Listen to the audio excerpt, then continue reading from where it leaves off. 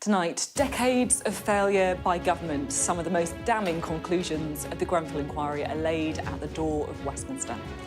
The public inquiry into the disaster, which killed 72 people, finds Whitehall was well aware of the risks posed by dangerous cladding, but failed to act on what it knew. I'll be speaking to the London Mayor, Sadiq Khan, and the Housing Minister, Rushanara Ali. Keir Starmer apologises on behalf of the state, saying the disaster should never have happened. Also tonight, a close aide to Benjamin Netanyahu tells us the UK's decision to place a partial arms embargo on Israel is shameful. And Priti Patel is first to be knocked out of the race to be the next leader of the Conservative Party. We'll tell you who's up and who's down after the first round of voting by MPs. It's Wednesday. I'm Sophy Ridge, live from Westminster, and this is the Politics Hub.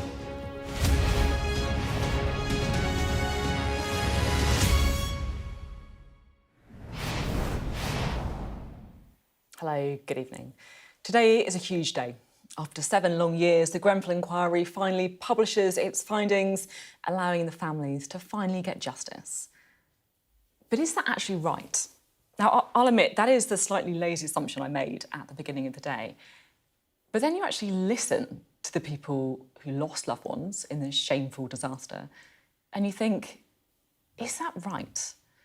Just to explain what I mean, I'm going to read to you the words of Hissam Choukicher. Now, Hissam lost 6 members of his family in the fire. 6 members. Little Zainab, his niece, she was only 3.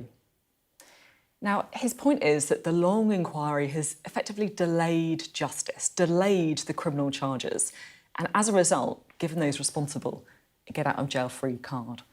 So this is what he said. He said, words cannot describe the pain that I've gone through with having this inquiry running parallel to the criminal investigation. He says it burns him inside to see people who are partially to blame giving evidence. You have other witnesses who didn't even turn up, claiming they weren't well enough. I'm sorry to say, but it's been a joke. I don't know how much money has been spent on the inquiry, but we had that money to pursue our own private investigation, and I would have taken it with open hands. And those words, I think, are something for us to think about during tonight's show. Well, as Hissam was saying, the victims waited years for today's conclusion, so let's just take you through the main ones that Sir Martin Morbick outlined earlier. So the report highlights systematic dishonesty by those who made and sold cladding panels and insulation products. The inquiry also found that firms had manipulated tests and misled markets. The regulation of the construction and refurbishment of high-rise residential buildings is branded seriously defective in the report, with the government accused of being complacent, defensive and dismissive on fire safety. It also highlights a conflict of interest between approved fire safety inspectors and those they were inspecting. And it adds that a year before the fire, the Conservative government was well aware of the risks posed by combustible cladding and insulation, but it failed to act on what it knew. It finds there was a breakdown in the relationship between the tenant management organisation and residents. Some regarded the TMO as an uncaring, bullying overlord that belittled and marginalised them. Now, the biggest single recommendation is for a single independent body to regulate construction products, certify contractors and accredit fire risk assessors. Here's Sky's Tom Clark now on what the Prime Minister said was the long-awaited day of truth. It was immediately clear to anyone watching in horror as Grenfell Tower burned why the tragedy happened. The cladding surrounding it was so flammable, it reduced the tower to a blackened shell. But what wasn't clear was just how such an obvious danger could have been missed. That question fell to the Grenfell Tower inquiry, and the failures it examined were so comprehensive, it's taken 7 years to provide answers to the families of the 72 people who died. Those who lived in the tower were badly failed over a number of years and in a number of different ways by those who were responsible for ensuring the safety of the building and its occupants. Not all of them bear the same degree of responsibility for the eventual disaster, but as our reports show, all contributed to it in one way or another, in most cases through incompetence, but in some cases through dishonesty and greed. Present, as they have been throughout the inquiry, were representatives of survivors and those who never made it out. The recommendations published today are basic safety principles that should already exist, highlighting how the government's role, duties and obligations have been hollowed out by privatisation. Where voids were created as the government outsourced their duties, Kingspan, Celotex and Arconic filled the gaps with substandard and combustible materials. It was those three companies whose products literally fueled the fire, but the blame doesn't stop with them. The victims' families may find little comfort in the fact that this definitive report into the tragedy doesn't attempt to summarise who was most to blame. But that's because it describes a catalogue of negligence so complete that it's almost unimaginable. I call the Prime Minister. This government recognised that failure. I want to start with an apology on behalf of the British state to each and every one of you, and indeed to all of the families affected by this tragedy. It should never have happened. Today is a long-awaited day of truth, but it must now lead to a day of justice. Justice for the victims and the families of Grenfell. But will it? One of the report's primary recommendations is for a new building regulator, and building guidance has already been changed. But experts warn the regulations themselves remain weak. You can only regulate and you can only enforce the regulations the way the regulations are written. And my question is, do we have sufficient, robust mechanisms to make sure that the public is represented when we come up with regulations and the way they're developed and maintained? Just changing documents and wording is just, it can be a very quick fix, but it's not a very robust way to go about it. Better rules should be harder to exploit. Before Grenfell, that wasn't the case. Cladding manufacturers were, in the report's words, systematically dishonest, made false claims and deliberately concealed the flammability of their products. But complicit, finds the report, were the organisations charged with safety tests like these and certifying the products as safe. Chiefly the former Buildings Research Establishment, BRE, which the inquiry found following privatisation was so reliant on the industry for its revenue, it sacrificed its application of principle to its commercial interest. The BRE says it is still reviewing the report. So too are politicians, their official advisors, the contractors who refurbished the tower, fire inspectors and others singled out for their failures in the 1,700-page report. The cladding manufacturers acknowledged their role in the fire, but say they did not deceive the market and maintain their products met safety requirements. That claim may well be challenged again. With the inquiry complete, the police investigation can resume. We have one chance to get our investigation right. We will present the best possible case to the Crown Prosecution Service. I recognise it is such an incredibly long time for our investigation, but I think it will still take us another 12 to 18 months before we will present that charging file to the Crown Prosecution Service. This warehouse contains the police evidence, 320,000 artefacts from the fire and the materials that caused it, an exhibition of the failures described in the report. It urges its 58 recommendations be adopted to prevent another tragedy like Grenfell, but for the families of the 72 killed, it's prosecutions that should come next.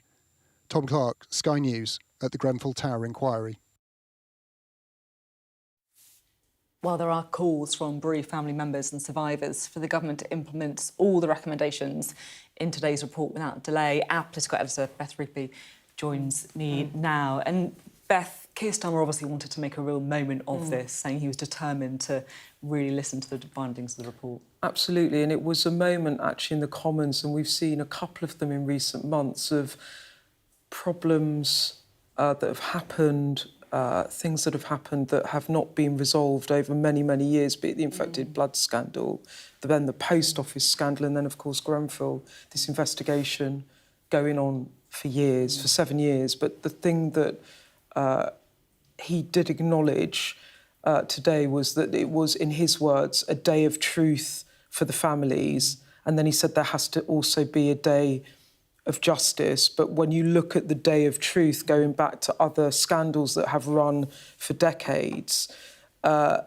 report makes it clear that this was decades of failure by successive governments as well as parts of the construction industry to actually deal with these warnings that there had been, following a serious fire in 1991, risks identified about combustible cladding, and then it just wasn't dealt with for 26 years, and then the tragedy of Grenfell and dozens of people, 72 people losing their lives. And I think Keir Starmer, in that moment in the chamber, acknowledged that. He issued an apology to the families. He talked about how he had personally gone to Grenfell on a private visit. He'd laid a wreath, and he said it left him with a determination, a personal determination, to make the legacy of Grenfell Tower one of the defining changes to our country that he says he wanted to make as Prime Minister. But as to what you just said about action, families have been waiting 7 years for the report, and yes, the truth is now out, but the criminal proceedings you saw in Tom's report could take 12 to 18 more months. In terms of what the government is doing, there was lots of promises, but, you know, action right now. I mean, Keir Starmer said that all companies involved, that the government will write to them to stop them having any more interaction with public contracts, so no more public contracts for them, considering criminal sanctions against businesses that fail to replace dangerous cladding quickly enough. We saw what happened last week in the fire, I think it was in Dagenham. And then he said that they would consider all 55 recommendations of the report and respond in full to those recommendations within 6 months. And I think it goes back to what he said at the beginning, which, yes, this is a day of truth, but victims need a day of justice. And despite this report coming out and it all being laid bare, they are going to have to wait some more time, just as those involved in the post office scandal or the infected blood scandal also have had those wrongs acknowledged, but still not righted. Yeah, that's a very good way of putting it, isn't it? And Beth, thank you very much indeed. Beth Reapy there on a story that, like 7 years, everyone remembers it, don't they? And it just does feel, as Beth was just saying, such a systematic failure of government, building, regulation, so many things, so many wrongs to put right. Well, after today's report was published, I spoke to Sadiq Khan, the Mayor of London, a city full of high-rise buildings, many of which still have flammable cladding attached. He expressed some frustration over the lack of action to remove it and to make homes safer. And he told me corporate greed was to blame for loss of life inside Grenfell Tower. Take a listen. Thank you so much for being on the programme today. It's such an important day. Finally, the survivors, the families of those who so tragically lost their lives in Grenfell have got some answers. What's your reaction to the inquiry's findings? Well, the tragedy was heartbreaking, and reading the report has been gut-wrenching. It's been confirmed today by the inquiry chair that every single one of these 72 deaths, these souls that perished, they include 18 children, 15 disabled residents. Every single death was avoidable. And that's gut-wrenching to read. We have in black and white the chair to the inquiry, and they sat for more than 400 days, concluding there was systematic dishonesty, corporate greed, institutional indifference, neglect, and incompetence. And if that was hard for me to read, I know the bereaved, the survivors and the residents have had a really difficult couple of days. The two things they've said to me regularly since June the 14th, and I remember that morning so vividly when I went down to Grenfell Tower, is they want those responsible to be held to account. That's still not happened. And they want reassurance that this can never happen again, and it can happen again 7 years on. Yeah, as you say, it's gut-wrenching to hear that every single one of those deaths was avoidable. The inquiry criticises some politicians, it criticises the London Fire Brigade. In particular, it criticises these three companies responsible for the building materials. Do we need to be looking at criminal charges and prosecutions? Well, I'm asking the government today to make sure any company named in the report today, who the chair blames, should no longer be able to get any contracts that uses taxpayers' money. whether it's the insulation companies, whether it's the cladding companies, anybody named in the report today. That should happen straight away, because these companies, systematically dishonest, greedy, neglectful, are still getting contracts where us taxpayers are leading to having profits and doing well. That's the first thing that must happen. The second thing which I welcome today is Keir Starmer confirming he'll make sure there's additional support in terms of resources provided to the police and the CPS to make sure they can conclude their investigations. We know it's been 7 years already. I actually support the police and the CPS waiting for the inquiry to be over before they completed their investigations, but there are thousands of pages of evidence to go through, many witnesses that need to be spoken to. So I'm afraid the distress and the frustration and the anger the community have is going to be prolonged, because it will take some time before the police and the CPS reach their conclusions. When you say that you support the fact that the police and the CPS waited till after the inquiry, but it's been years and years and years, you can understand the family's frustrations. They want someone to be held responsible for this. I completely share the family's frustration, the bereaved frustrations, the survivors' frustrations, the residents' frustrations. It's been more than 7 years.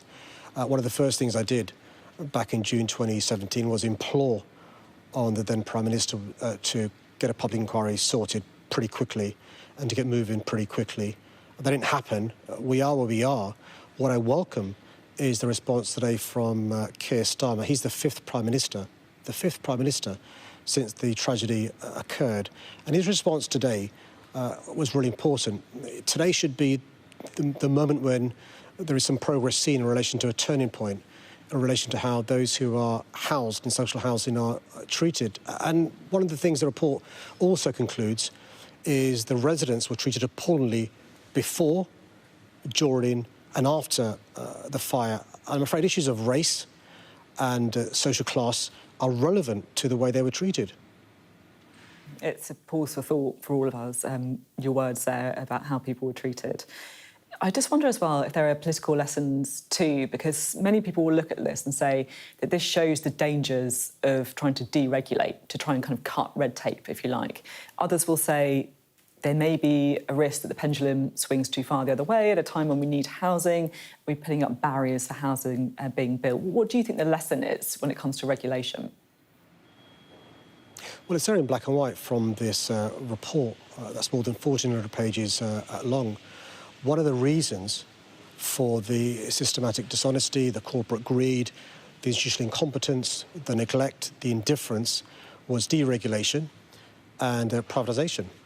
And when you look at the recommendations, there are 58 of them. Many of them do recommend, as you suggest, more regulation, more oversight, people not marking their own homework. And it is possible to build many, many new homes and for them to be safe, for them to be good places to live and for them to be good homes. I think there's not a choice between more housing or better standards. I think it's a basic human right to live in a safe home that is a good quality home. And here's the point that makes me really angry.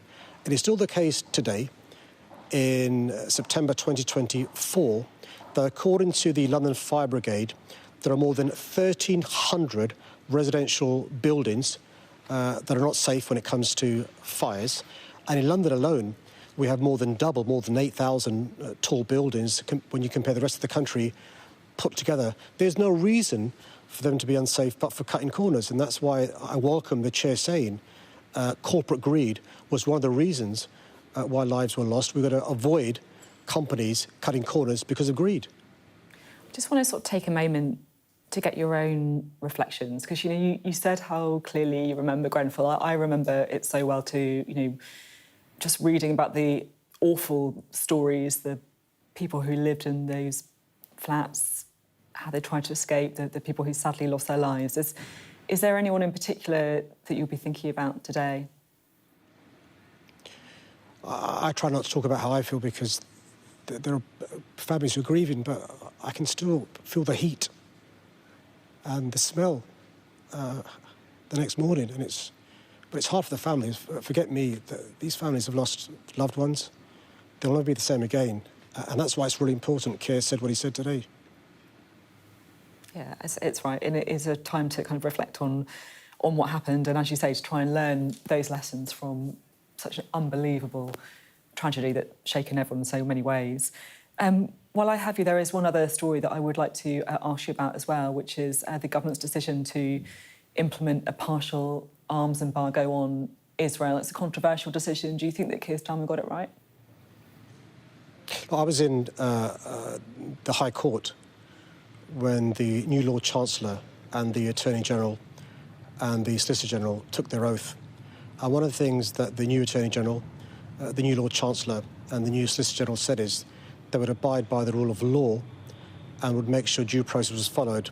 And I welcome the fact that this government is following the rule of law and following due process. So the Attorney Generals obviously looked into issues in relation to what the Israeli government is doing. The Justice Secretary, the Foreign Secretary, the Defence Secretary, our Prime Minister has looked into this in a cool, calm, dispassionate manner and reached their conclusions. And I welcome the decision taken by the British government. And I think you shouldn't conflate your support for the existence of the State of Israel, which many of us do support, with criticising the policies of this Prime Minister in Israel, Netanyahu. You can also, by the way, condemn unequivocally the actions of Hamas on October the 7th and say it's wrong what's happening in Gaza with more than 40,000 men, women and children losing their lives. The Israelis are pretty unhappy. We're going to be hearing from Ron Dermer later on in the programme, who's an advisor to Benjamin Netanyahu, who has said himself, he says that the decision by Keir Starmer is shameful. Do you agree with him? Look, I mean, Prime Minister Netanyahu's advisor is entitled to his opinion. I think David Lammy was quite clear this week in the House of Commons in relation to explaining why he'd made his decision. Keir Starmer, the Prime Minister, was quite clear today in Prime Minister's questions explaining his decision. I'm disappointed if that is the response from Netanyahu.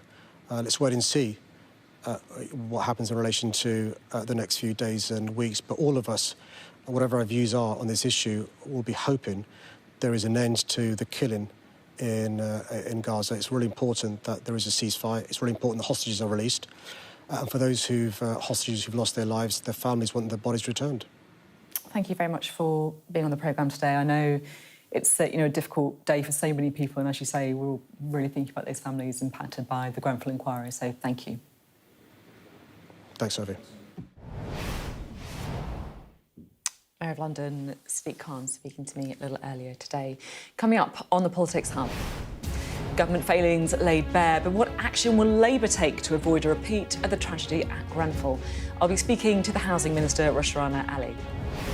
The Israeli government lashes out at Keir Starmer, describing his decision to suspend some arms exports over the war in Gaza as shameful. We hear from one of Benjamin Netanyahu's right-hand men. And Dame Priti Patel's campaign to become Conservative Party leader is over after she finished last in the first round of voting. But who's on top in the contest? Well, that is still to come.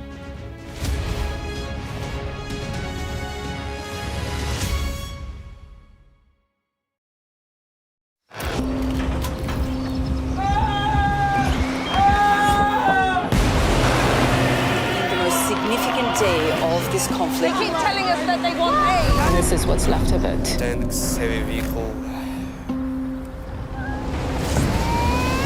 Why only in America? People want their country to work. Just want a job in a normal life. Why are these homes empty? I want you to be honest with people. That has happened within minutes. Sky News, the full story first. Free wherever you get your news. I'm Katie Spencer and I'm Sky News' arts and entertainment correspondent.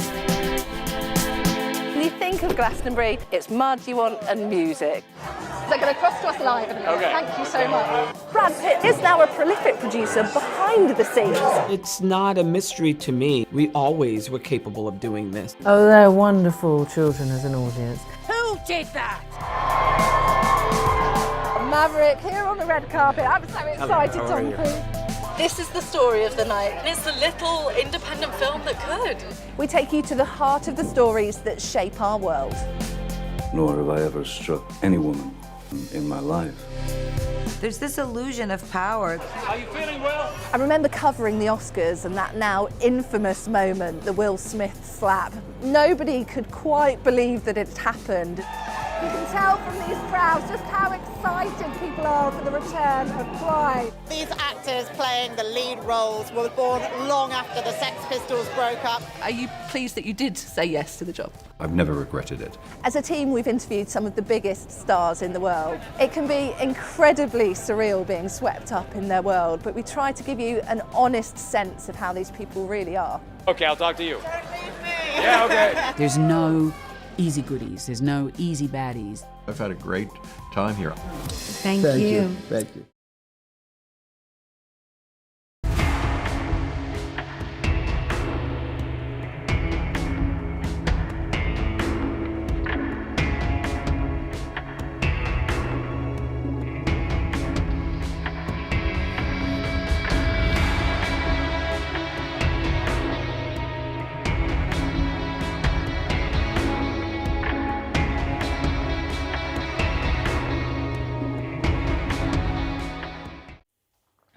Hello, welcome back. Now, the government's decision to suspend some arms sales to Israel has provoked a fierce backlash since its announcement on Monday.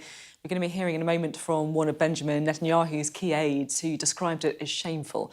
But before that, I just want to remind you of what exactly the UK announced. So the Foreign Secretary, that's David Lammy, confirmed that 30 of the 350 export licences to Israel will be suspended. David Lammy said that the assessment that I've received leaves me unable to conclude anything other than that for certain UK arms exports to Israel, there does exist a clear risk that they might be used to commit or facilitate a serious violation of international humanitarian law. Now, overall, it should be emphasised that British exports actually amount to less than 1% of the total arms that Israel receives. Keir Starmer was pressed on the decision in the Commons earlier during Prime Minister's questions by Rishi Sunak. The government has suspended 30 of the UK's 350 arms export licences to Israel. It's a decision that the Chief Rabbi says beggars belief and will encourage our shared enemies. Can the Prime Minister therefore explain how his decision will help to secure the release of the 101 hostages still being held by Hamas? Prime Minister. Well, Mr. Speaker, can I start by saying I think the whole House will be shocked by the horrific killing of 6 hostages in the last few days. And I know I speak for the whole House when I say that. The remaining hostages must be released, and we need a ceasefire to ensure that that can happen, that aid desperately needed can get into the region, and we can begin the path to a two-state solution. Now, he asks how we arrived at this decision. He knows very well, because the legal framework is clear. The latest guidance was issued in 2021 under his government. And that means that licences have to be kept under review, as they were by his government. And I think he probably knows the advice that was given to his government. He understands the framework. We've carried out the review in the same way and come to a clear legal conclusion. And shared that conclusion, the assessment, with Parliament. We will, of course, continue to stand by Israel's right to self-defence. But it is important that we are a country committed to the international rule of law. That gives us the strength of argument with our allies on important issues. This is a difficult issue, I recognise that, but it's a legal decision, not a policy decision. Well, Ron Dermer is the Minister of Strategic Affairs in the Netanyahu administration. He's been speaking to Sky's lead world news presenter, Yalda Hakim, who joins us now from Jerusalem. And Yalda, it sounds like it was a pretty fiery exchange that you had. What happened? Yeah, it certainly was. And Sophie, I'll begin by giving you a little bit of background as to who Ron Dermer is. As you say, he's the Minister for Strategic Affairs, but he's also much more than that. He is part of this very small inner circle of Benjamin Netanyahu. He has been in his orbit for a long time now. A lot of people describe him as Bibi's brains, or when you see Ron Dermer, you see Benjamin Netanyahu. He writes his scripts, he helps shape his policies and his strategies. So speaking to Ron Dermer, Dermer, you really get a sense of what the Prime Minister is thinking. And, this is significant when we had this conversation, whether it was about the policy of the UK government and putting a ban on some of those arms sales. As you say, it's a small amount of arms that have been banned, but it is significant. And that's how they view it here. They view the United Kingdom as a staunch ally, an ally that stood by them in April when Iran launched 300 missiles on this country. The UK was part of a coalition defending Israel. So this move for them is significant and symbolic. And that is something I discussed with Ron Dermer. Have a listen. I just want to ask you a question about the UK suspending some arms to Israel. I just want to get your response to that, because a number of officials in Israel have called it disappointing. Well, I guess they're more diplomatic than I. I would call it a shameful decision to be made at a time when Israel is fighting a war to have export licenses that are suspended.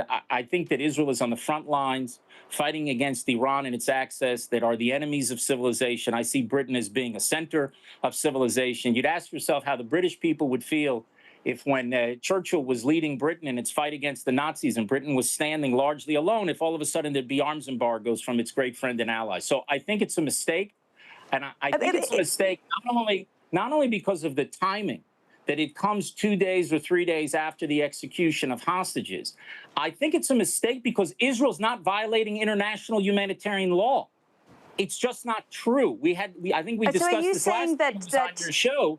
And so I think the way the British law works, if I understand, just to finish the sentence, if I understand how British law works, it's if they think there's a risk of international humanitarian law being violated in the future, and therefore you stop these arms. I don't know what that means. That means that Britain can't arm itself. Because anytime Britain, a democracy is in war with terrorism, you could have a risk of a situation. Israel comports with international law fully, and that's why I think this decision, it would be bad at any time, but it is horrendous at this time. Well, of course, the United Kingdom stood with Israel when Iran launched a series of missiles, 300 missiles on Israel in April. They were part of a wider coalition and they stood with Israel, but they clearly have major concerns now in the middle of this war to do this, and not just the United Kingdom. We've seen the same move, weapons being halted by the likes of Spain, by Italy, by Belgium, by the Netherlands, by Canada. The United States temporarily halted a shipment. I mean, these are people who have stood by Israel and stand by Israel publicly and behind closed doors. The fact that today, in the middle of this conflict, they feel they have to do this, that begs the question, what exactly is going on in Gaza for them to feel they need to make this move? It's not an indictment of Israel, Yalda. It's an indictment of all those countries that you mentioned. You mentioned one country that I heard was Spain. Spain decided to unilaterally recognize a Palestinian state after the worst attack against Jews since the Holocaust. And many other countries right now are folding in the face of internal political pressures because of, frankly, the distorted view that they get from their media day after day. And instead of all the anger of the world being directed at Hamas for using their own people as human shields, for using hospitals and schools and mosques and endangering Palestinians, they're still doing it today. Instead of all of that being directed at Hamas, a lot of people lack the moral clarity, and you end up directing that at Israel. You should not fold in the face of the pressure. What should be done now including is the hostage the free families? world, all the countries that you saw, the free world should stand with Israel. Again, I'm not going to judge a single hostage family. These hostage families want to know, and I'm sure if any of us were in this awful situation, we're doing everything to bring our people home. And it's very hard to put pressure on Hamas, because the world doesn't stand with us. You just gave a litany of countries that have decided to do this or that arms embargo. That tells you that Hamas thinks that its strategy of using its own people as human shields is working. And that's why they'll continue to do it. And they think they're going to pressure Israel and that Israel will fold. I'm telling you, as a member of the Security Cabinet of Israel, we will stand firm. We will not fold. We are going to do everything we can to bring those hostages home. But in that process, we are not going to endanger the security of 10 million Israelis and enable October 7th to happen again and again and again, just like Hamas wants. Well, it didn't hold back. Ron Dermer there making it very clear to Yalda Hakim how unhappy he is with the UK government decision. You can watch that interview in full tonight at 9 p.m. on The World with Yalda Hakim live from Jerusalem. Coming up next on the Politics Hub. We'll have more on that row over UK arms sales to Israel and their use in Gaza. We'll be hearing from the Government Minister, Rushanara Ali. As a result of the ballot, Priti Patel is eliminated from the contest. Well, the former Home Secretary Priti Patel becomes the first Conservative to be knocked out of the leadership contest. We'll have more on who's leading the race to replace Rishi Sunak. Stay with us.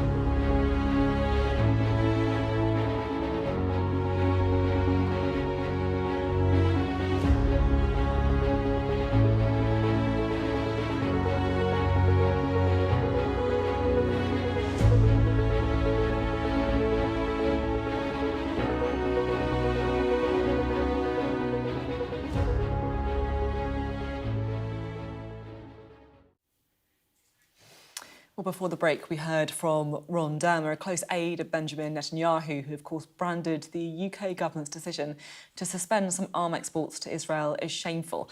Well, it's a diplomatic row that's reportedly raised some eyebrows in Washington. So how will Labour handle it from here? I'll be speaking to the Housing Minister, Rushanara Ali. Thank you very much for being on the programme today. You're, of course, here to talk about the Grenfell Inquiry and what needs to happen now. Just before we get on to that, I would just like to get your reaction to the interview with Ron Dermer that we've heard this evening, the advisor to Benjamin Netanyahu. He's criticised Labour's decision for this partial arms embargo on Israel. He says it's a shameful decision to be made at a time when Israel's fighting a war. You'd ask yourself how the British people would feel if, when Churchill was leading Britain in its fight against the Nazis and Britain was standing largely alone, if all of a sudden there was an arms embargo from its great friend and ally. I don't know what your response is to that. David Lammy, our Foreign Secretary, made the decision based on legal advice we are committed to, and rightly so, observing international law and making sure that our arms exports are compliant with international law. And also, we desperately need and want a ceasefire. We need to see hostages released.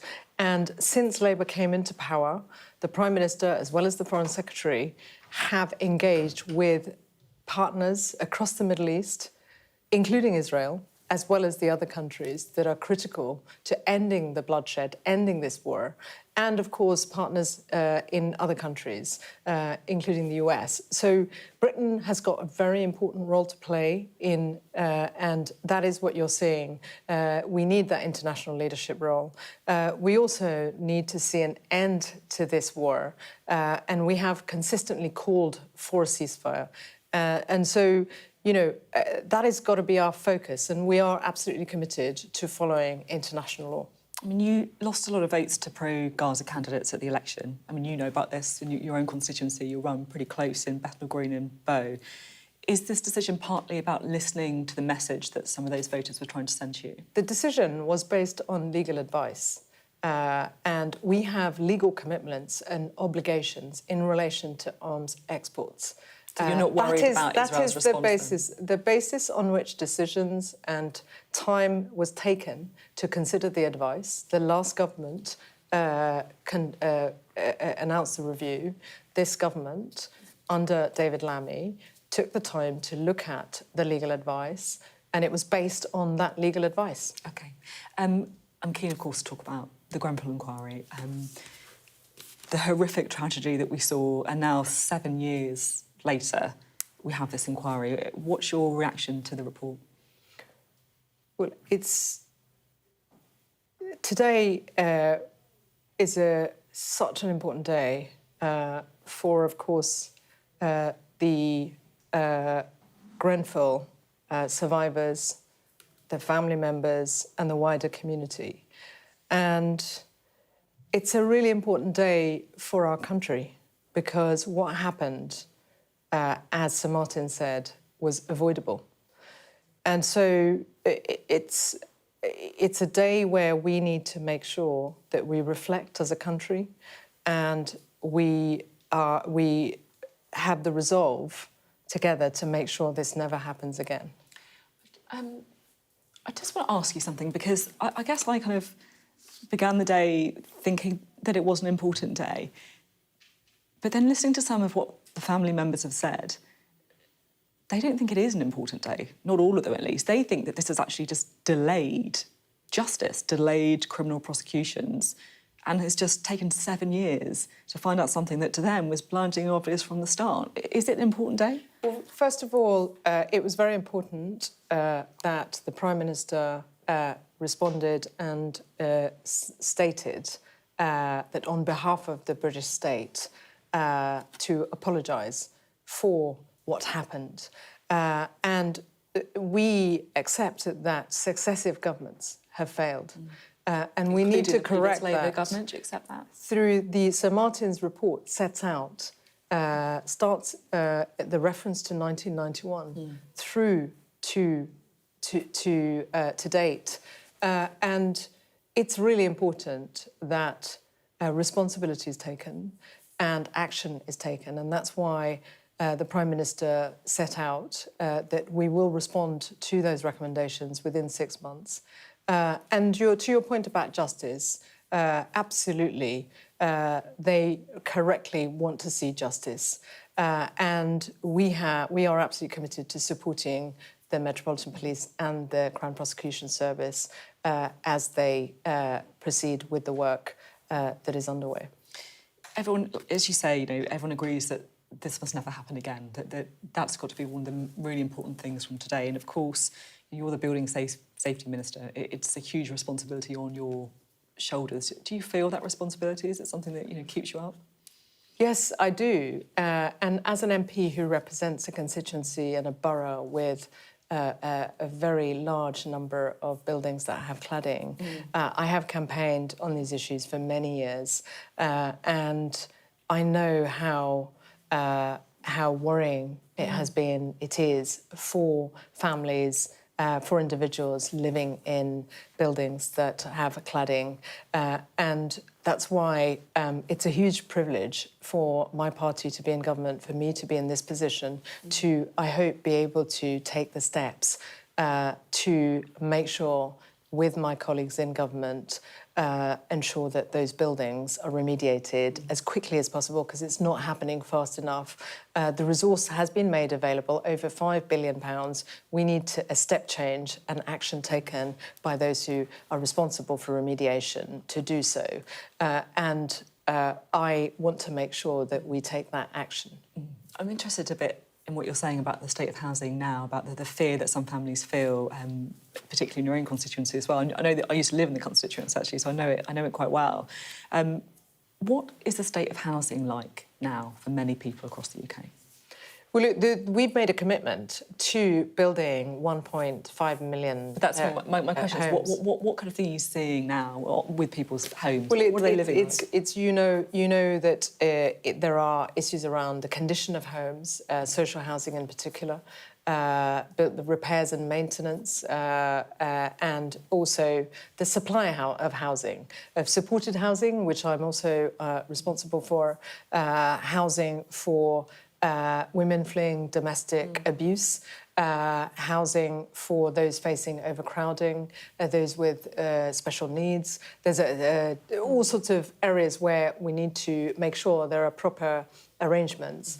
And that's why the Labour Party, in our manifesto, set out our plans for house building. It's an ambitious plan, but it's needed. The younger generation are having trouble getting onto the property ladder. Supply is a big issue. And safety is a big issue, which is why the lessons that need to be learnt, we need to make sure that the future house building programme is fit for purpose and that they are safe and secure homes. OK, thank you very much indeed. Thank you. Good to have you on the show. Thank you. My interview there with Rushanara Ali. Still to come on the Politics Hub. As a result of the ballot, Priti Patel is eliminated from the contest. How Dame Priti Patel became the first casualty in the Conservative Party leadership contest. Coming up on the UK Tonight at 8, decades of failure, systematic dishonesty and greed. The damning final report into the Grenfell Tower disaster. 72 people lost their lives in the fire. Today, successive governments and the construction industry are told that they were responsible. Tonight, we'll examine the report's findings, looking at how and why this disaster was able to happen. That's the UK Tonight at 8.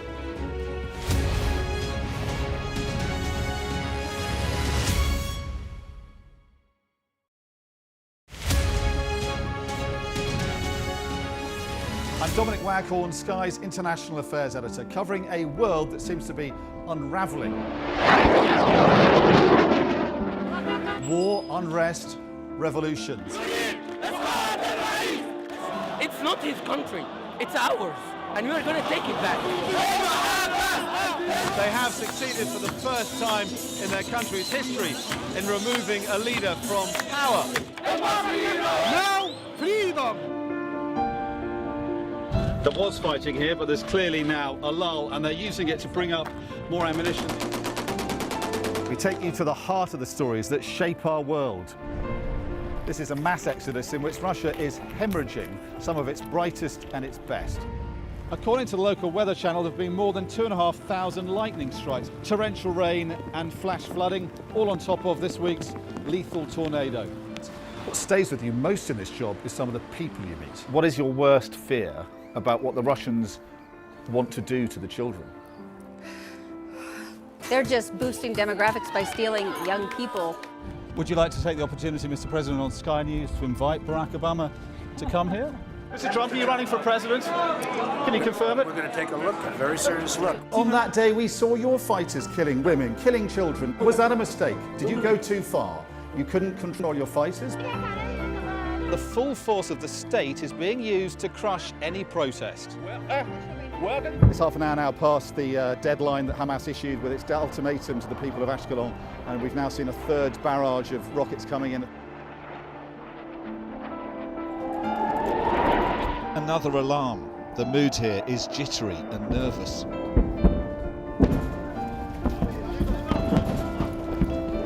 We're seeing the world get more and more divided, and it's our job to try to make sense of it all. Play Sky News. From the Sky News Centre at 7. Now that you're up to date, we can go into a bit more detail. Things can change incredibly quickly. Taken by surprise. Have you ever known a moment like this in British politics before? Yes. Cheers. We'll start with breaking news. Let's get the latest on the ground. So, by the end, we'll hopefully all understand what's going on in the world just that little better.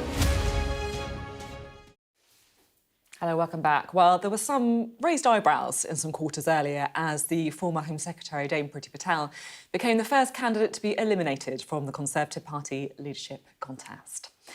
Well, you can see the results from the MP's ballot just behind me now, because you can see right at the bottom in the eliminated line, Priti Patel only received the backing of 14 of her colleagues in the first round of voting. Leading the pack was Robert Jenrick, up there with 28, followed by Kemi Badenoch with 22 votes. And James Cleverly was nipping on her toes with 21 votes there. Little gap then, trailing behind, Tom Tugendhat got 17 votes and Mel Stride got 16. For the full story, here's our political correspondent, Darren McCaffrey. 2 months since the Conservatives slumped to the worst defeat in 200 years, the contest to find a new leader has finally begun. As a result of the ballot, Priti Patel is eliminated from the contest. Of the 6, Priti Patel is out. A former Home Secretary, once the darling of the Tory right, she will be disappointed that her first, and probably her last attempt to become Tory leader, has ended in failure. For those still in the race, their bid to attract new supporters is already underway. How important is it to top the poll, if you like, first time round? Well, I'm very encouraged. Rob Jenrick was, he was way behind in the bookies list anyway. It's always difficult to tell what colleagues are going to do. But he was the outsider in this race at the beginning of the contest, early summer. He's now come out top. That's very encouraging. We've seen a really strong performance from Kemi. She did not start this race as the front runner. She's now solidified her position as the second-ranked candidate, and I'm very optimistic about where we go from here. You must be pretty pleased. I mean, James not just finished third, but a pretty competitive third at that. It was a good result for James. We're not complacent. The mission was to get into the next round. And we've done that, and now we need to persuade more colleagues to support him. You stick with your party through the good and the bad. Away from Westminster, it will ultimately be up to members to decide. And in the marginal seat of Kettering, activists seem as divided as MPs. I'm still yet to make my mind up. I think there's obviously positives and negatives to all the candidates. I feel like they need to pick a leader who can unite the party rather than just... At one time it looked like we were two parties within one. To be honest with you, I've only heard of 2 names out of the 6. Everybody in the country knew Boris, but there isn't anybody whose name is like that, is there anymore? The next elimination vote will be held on Tuesday, which whittled down the remaining hopefuls to 4. Those 4 will then appear at Tory party conference to set out their case before 2 more rounds of voting leaves just 2 candidates, with members then picking the new leader, with the results announced on November 2nd. With only 12 votes between the remaining 5 candidates, this contest is unusually tight, a reflection of the deep divisions within a devastated Tory party about which direction to now take. Well, we can talk now to Darren McCaffrey. I feel like it's kind of like a long poker game. We've got the first show of hands almost with the voting. This is the first round of voting. What's your kind of big takeaway here? So I think we've definitely got 2 winners today. So clearly Robert Jenrick is a massive winner. He has, it's fair to say, throughout the summer built up a source of momentum, I think, to his campaign. And that's reflected in the numbers. And you know what? There's a lot of people today saying, look at David Cameron, he didn't top the poll. Look at Liz Truss, she didn't top the poll first time round.